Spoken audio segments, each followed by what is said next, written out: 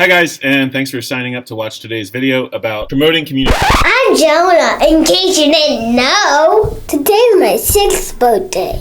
My dad is Dave Hartman. And the only reason I'm here is to try to make you watch this video, because I might say something cute. I'll be back. An extended day where we're focusing on ways in which we can promote communication and collaboration between and among students, even despite all of the many challenges of hybrid model learning, of quarantined students, of if we would go fully remote. Yeah, it's crazy this year. It's still really valuable to have students communicating and collaborating with each other, which is a place where so much learning happens in our classroom, but also can happen in this kind of stretched out pandemic classroom. Dad, why are you so boring? Are you always like this?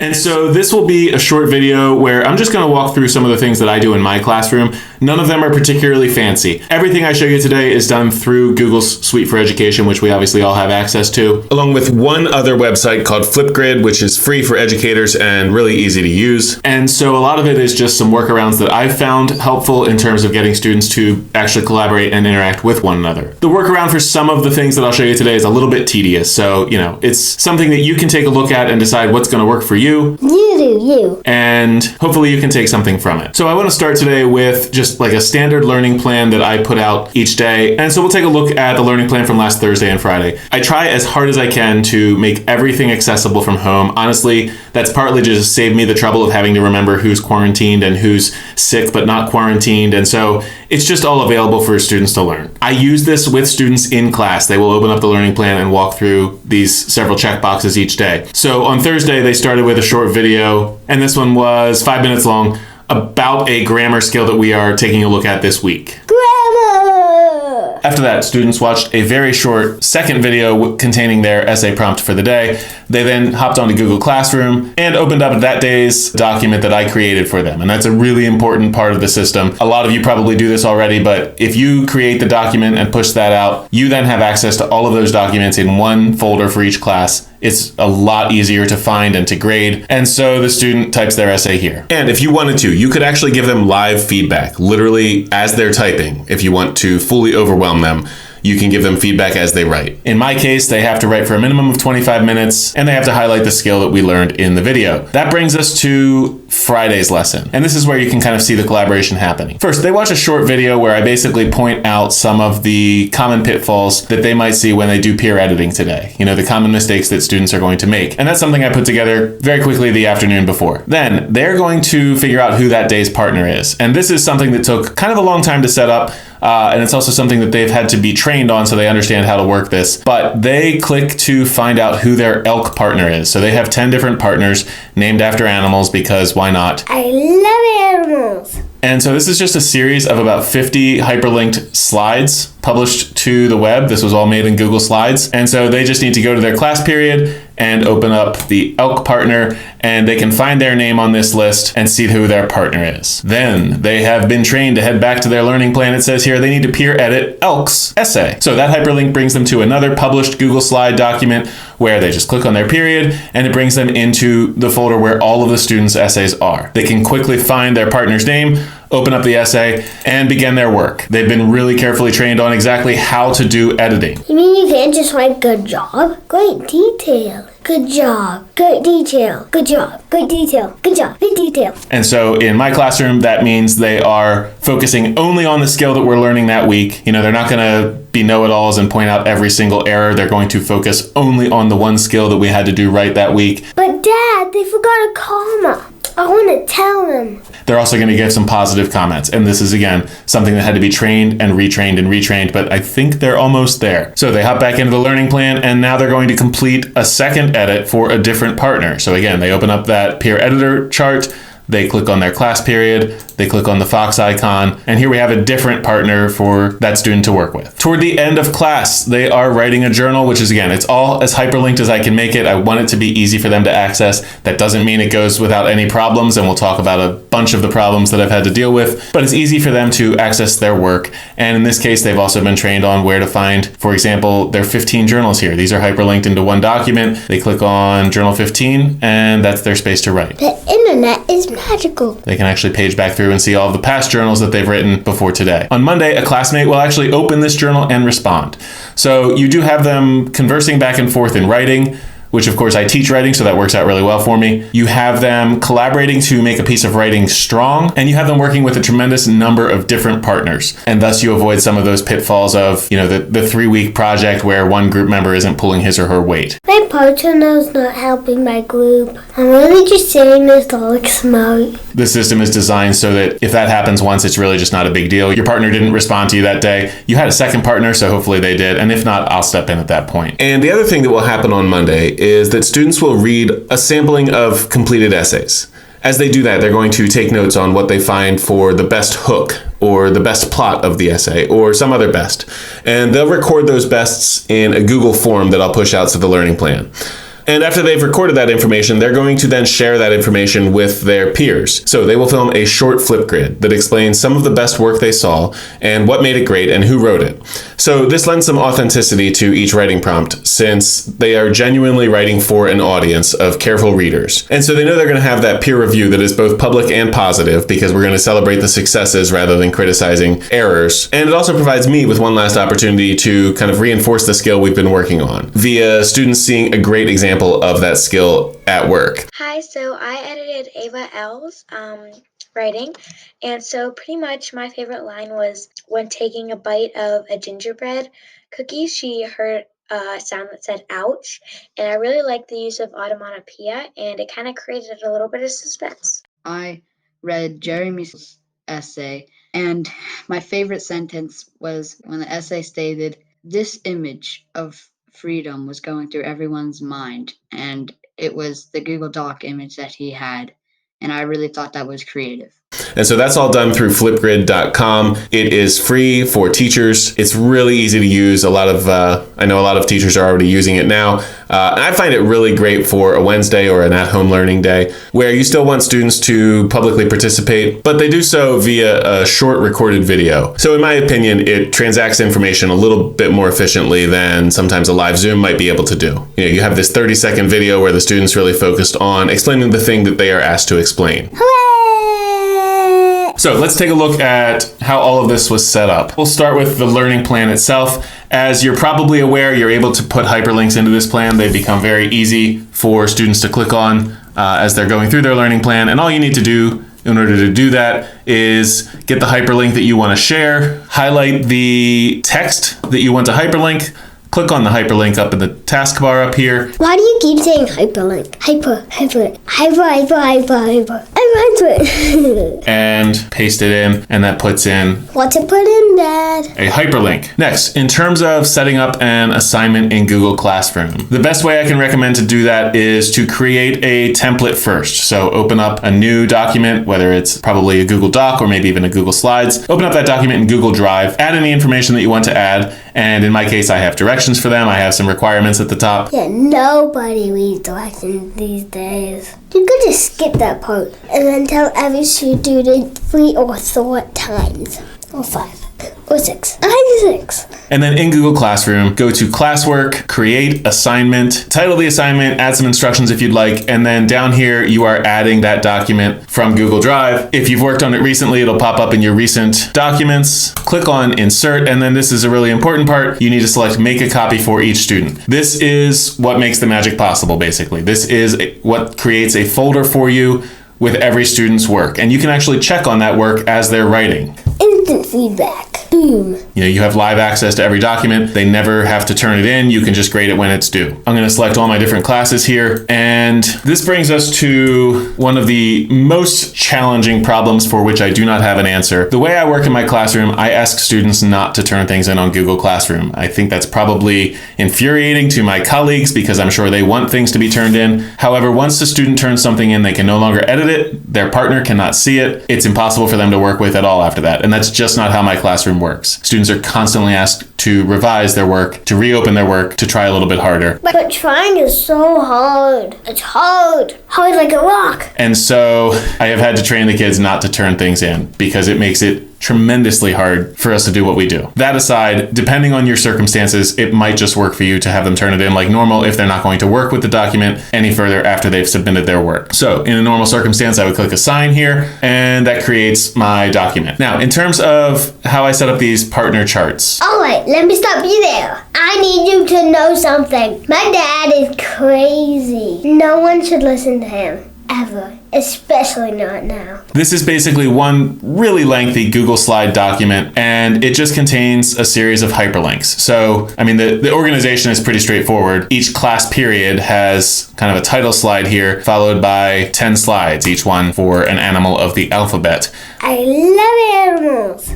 And I used the website Random Student Generator to input all the names on the right side here, and then to arrange those names into the correct number of groups. And so I took a screenshot of this, and then I did it again, and I took a screenshot of this, and then I scrolled down and I did it again. And so I have 10 screenshots that I then put into this chart. You see what I'm talking about? Loco and la cabeza. So in most cases, it gives you, almost 10 different partners depending on the luck of the draw. So that's the basic organization. And then in terms of hyperlinking it, it's really fairly easy. It's a little bit tedious. So for each text box that I made here, all I had to do was click on the box, click on hyperlink, and then click on slides in this presentation. And so in this case, I'm hoping to link to slide number 2. That is the title slide for period 1 English. I also put a link to get home if any of the students know how to use that. I'm not sure, but from each of those pages, you can just come back to the home page. So yeah, this did take a long time to create. I miss my daddy. But I use it almost every single day. It encourages students to work with not just their best friends, but also every student in the class at all these varying levels. And I found it really helpful. Something that took a lot of effort initially, but has really been paying off. It is even more challenging this year because we've had a lot of students join and leave our roles. Yeah, it's crazy this year. But I will point out, these are all of the students. These are Pod A and these are Pod B, and it's every student, whether they're quarantined or whether they're in class. And so I expect students to complete their work and collaborate with their partner, even if they are not in the building that day. And I do think that works better asynchronously. Giving students 24 hours to complete a certain activity, such as editing, before the writer is asked to then look at their feedback. Ultimately, because trying to make that synchronous and count on kids to be there at the exact right minute at the very beginning of class kind of makes my brain hurt, and I think I'll have too many fails on that. Now, this has all required some training. If I ask students to edit and they don't necessarily put the best effort into it, we'll actually review student editors in class. We'll say, okay, well, you forgot to give positive feedback here, or you kind of missed this obvious glaring thing, so maybe you should try a little bit harder. It's a thing where I want students to reach the level which they are capable of reaching. And if they're doing that, they're doing all right. Once this chart was set up with all of these very many hyperlinks, all you have to do at that point is click on File, Publish to Web, click on Publish, and then you get this hyperlink here. That's the link that I shared. That's what makes it very easy to navigate. You probably wouldn't want to just share a Google slide presentation. But I love slides. You run the risk of sharing it the wrong way, and students might edit it. It's also just not as easy to click and navigate. When I'm in editor mode or view mode here, it's a bit harder to click on the hyperlinks. So I highly recommend that Publish to Web button. I use it all the time, as you're probably starting to see here. Okay, so that set up the partner chart for me. Let's take a look at the Google Classroom folder where that essay is now contained. If you go into your Google Drive and just search Google Classroom, Google Classroom has a folder for you. Thanks, Google Classroom. And I don't know if I renamed mine 2020 to 2021, but I believe it's always called Google Classroom. That same exact folder can also be found directly from Google Classroom. You can click on Class Drive folder and access it that way. In it, you will find one folder for each of your classes. And in that folder, you'll find a subfolder for each assignment that you've created where you pushed out a document. And in it is every single student's essay. Now, having access to this in-progress document affords you a whole bunch of capabilities. First of all, you can make the grading of a one-page document really fast. So fast! Using this preview mode. So when you're in this folder, click on the first essay, click on preview, and then you'll be able to see a preview of most of the first page of the document. Then just use the arrow keys right or left to move through the documents. This is so much faster than opening each one. Now in this mode of viewing, you can't write comments on it without opening it, but if you also just want to do like a progress check to make sure that they've actually put words on the page, you can thumb through these in 30 seconds instead of 30 minutes. Additionally, you also have access to the full revision history of this Google document, meaning you can see minute by minute throughout the entire history of the document how far they have progressed. In my classroom, I have a rule that students have to they have to write their first draft for at least 25 minutes. And this helps me kind of differentiate a little bit. If I have a student who's a pretty low writer, I'm going to work with them. If they're giving me 25 minutes of effort, I'm going to accept a much shorter essay. On the other hand, I have students who are pretty strong writers who literally have tried to write for 2 minutes and call it good on a fairly short submission. And I'm holding them to account because I'm able to look back through, which does take a little bit of time. And I only do it when I'm a little bit suspicious, but I'm able to hold them to a higher standard just by saying, you need to invest the same amount of effort as the kid sitting next to you. Especially if you teach 6th graders or 7th or 8th graders. That revision history can help you identify kids who are, we'll say, fiddling with their classmates' work. Naughty, naughty. So, we're in this shared folder where everyone has editor access to every other essay. If kids start doing goofy things, you're able to look back through and track that and show almost every single keystroke that was made. I also regularly add comments to my students' essays while they're in the process of writing or revising those essays. And when kids blow through and resolve those comments without fixing the problem, you can actually reopen the comment through the comment history button here next to the share button. Also, since all of the essays are in the same folder, you can share all of the essays with the entire class. And so this is yet another situation where I've kind of devised a somewhat labor-intensive workaround. Take it or leave it. This is how I share all of these documents with every student in the class. Sharing is caring. On this essay folder, I'm going to click on Share. And typically what you'll see here is you are the owner, any other teachers on your Google Classroom own the document, and no one else has access. So in another move that took a few minutes to set up, I created a spreadsheet containing the student email addresses for each student in my 5 different class periods. Again, that takes some time, but probably not that much time, and I use this every single day. So I'm going to click and highlight, copy, and then back in this sharing pop-up menu, I'm just going to Control V to paste all of the addresses in there. Because V stands for paste. Vaste. That makes no sense. Somewhat important, I always uncheck this box because they don't need yet another email from Google Docs about this. They probably get 100 a day, and I'm trying not to overwhelm them. But once I click share, all of these students will have access to this folder. Then I go back in to get the link for that folder. Click on share, copy the link. This link works for everyone who's listed here. It doesn't work for anyone else. And then we're gonna get into another space where it turns out I really like making Google Slides that are published to the web. I just have a standard document like this for every time we do an essay. I click on the folder itself. I click on hyperlink. I insert that link. And then later I'll publish this to the web. I'll provide this link. So students were able to open this up, click on their class period, because if they click on another class period, they don't have access, and get into that folder to edit their partner's essay. And as I speak, I'm starting to question the kind of ridiculousness of this setup, and it does take a little bit of work early on, but I also find it really useful. You can't necessarily put 5 different links in the learning plan. Dad, we're over the learning plan already. You can't necessarily put 5 different links in the learning plan, but you can put 1 link in the learning plan for an activity that 5 classes are doing. And you could link to 5 different things here, or you could link to 50 different things here. It's a great way to keep the learning plan moving as basically a live hyperdoc that lets students navigate the way they are familiar with the internet, where they can just click on things and it opens the thing that they need. So that is basically the overview of how I use Google Drive and Google Classroom, and not much else to have students constantly collaborating with each other, giving feedback to each other, and we do that in a number of different ways. We have journal responses where their job is really just to read their partner's work, not to criticize it or critique it, but just to read it and respond. But we also have student editing where they're actually helping their partner work on that skill. We do run into problems where, when students submit to Google Classroom, their partner cannot access that document anymore. I then have to go in and manually reshare it. It has happened 100,000 times. It's going to force me into an early retirement, but that'll also be okay. It's called pre-retirement. Hooray! And as with all of this tech stuff, if you make a mistake, it can very quickly snowball, and you've got 15 emails with kids that can't understand what in the world's going on because, you put the wrong link in. Dad, I'm bored. Can we speed this up? Those are some of the pitfalls. That being said, I really feel that students in my classroom are actually collaborating, and they are actually achieving at levels at least commensurate with what they were doing last year. So I feel good about the tools that I put in place here, and once I got them up and running, it's been fairly easy to maintain them, even despite the challenges of all of the class roster changes. That's all I have for you today. I hope that you found some of it perhaps informative at the very least. Maybe you can use some of these ideas. or tailor them to your own classroom or your own situation. If you guys have any questions about any of the things I covered today, please feel free to send me an email. I'm happy to help to the degree that I can. All right, that's it. Thanks again, and have a great week. If you have any questions about being cute, just drop me a line. I do have an email address, but I don't know how to read, so that's going to be a problem. Bye.